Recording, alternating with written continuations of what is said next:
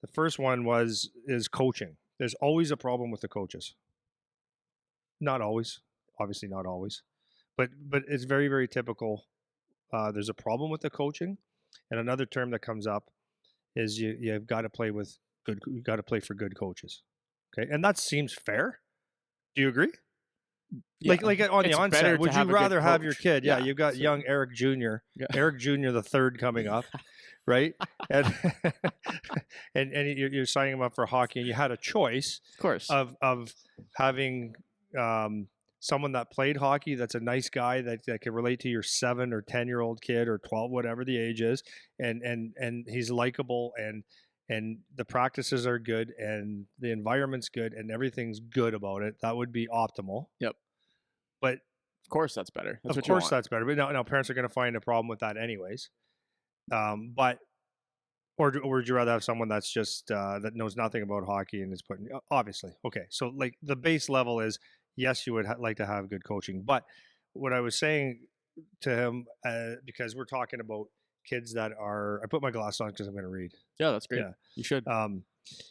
The point is that at what age does coaching actually matter? So like you need good coaching. Okay, what does that actually mean?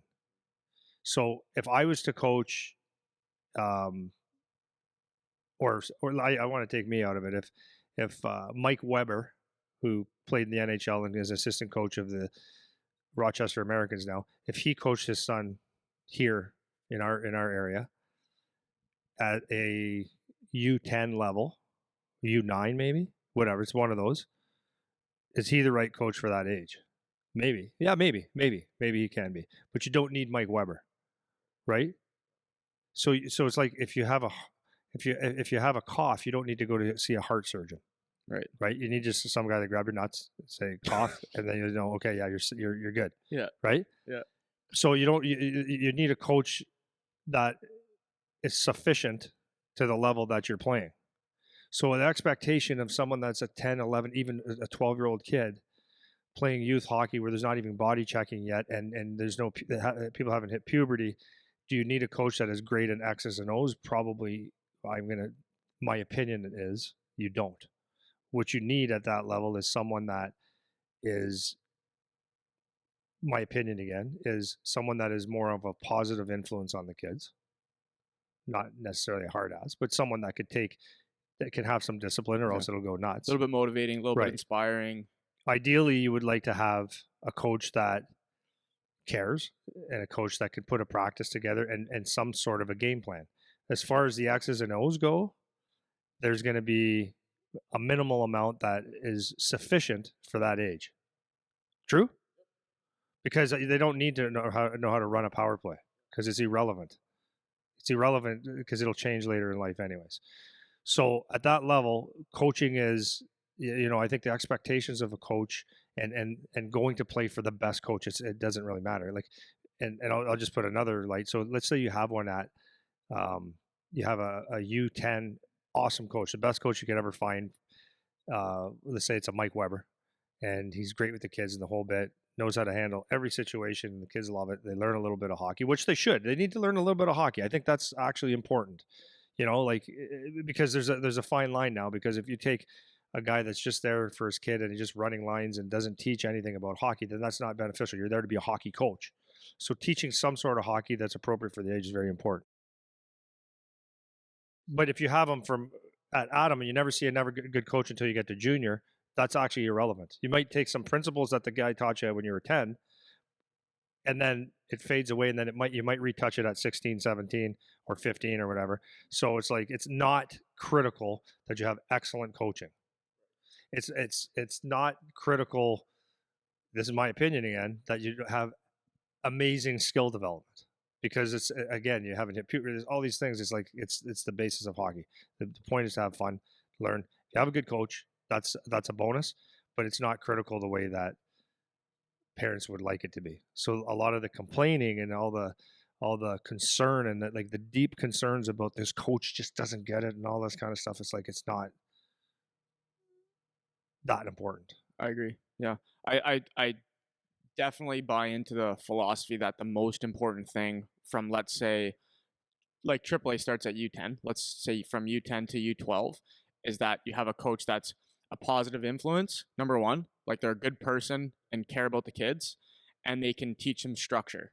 Like that's like the bottom line for that age group, right?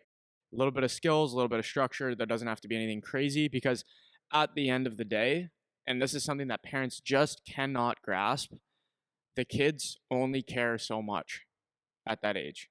They can only be taught so much. They can only pay attention so much. Yeah, So and commit to so much. right. So I can and I see it. Like even on the we were skating Monday night and we have a little bit of a mixed group and you can see the kids that are paying attention and dialed in and you're seeing the kids that are like kind of half paying attention.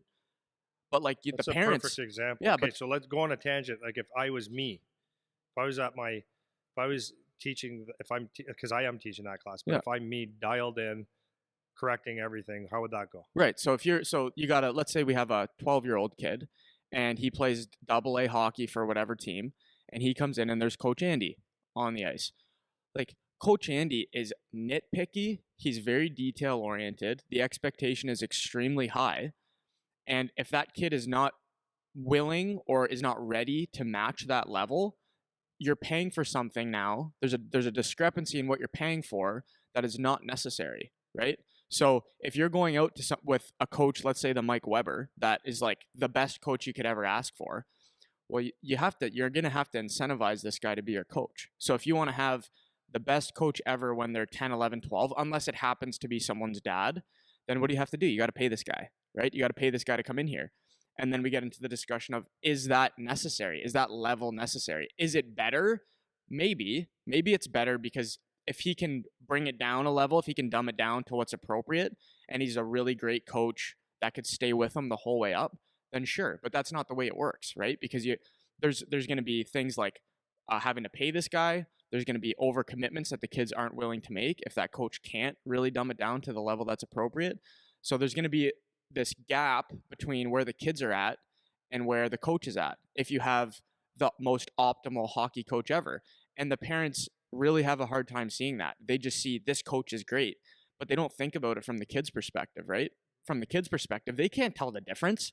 They don't know. If I was out there or you're out there, they don't know the difference. They don't know the difference, right? It's either I like this one or I like this one better. That's the only thing that they'll value in that situation. They don't care if you teach skills better than I do. They don't know the difference, right?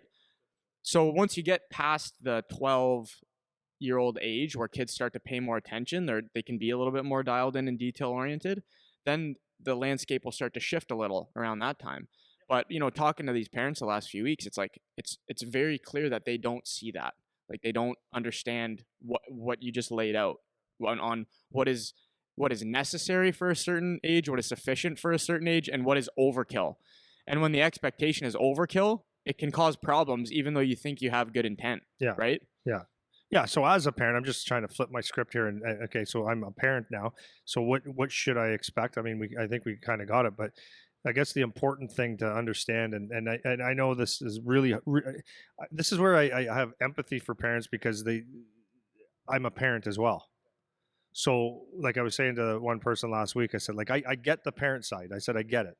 I get it. And I know it's hard for you to get what I'm saying to you, and most of the stuff that we're going to talk about is like, it's actually irrelevant. It's not important.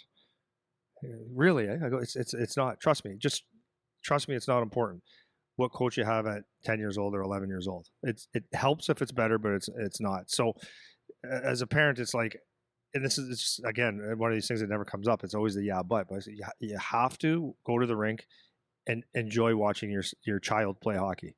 That's it. And what I would say is your expectations from your kids should just simply be try as hard as you can. Put a lot of effort in. If the effort's not there, then that's something that I think a parent should get concerned about.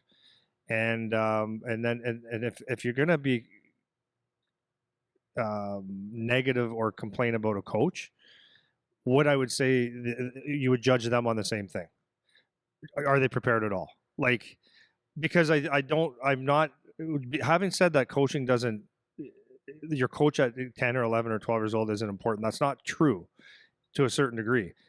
He needs to have some care. He has to have a give a shit meter and some preparation to do a job for that age, right? So and so if he comes in and is a total wing it job, that's not good either.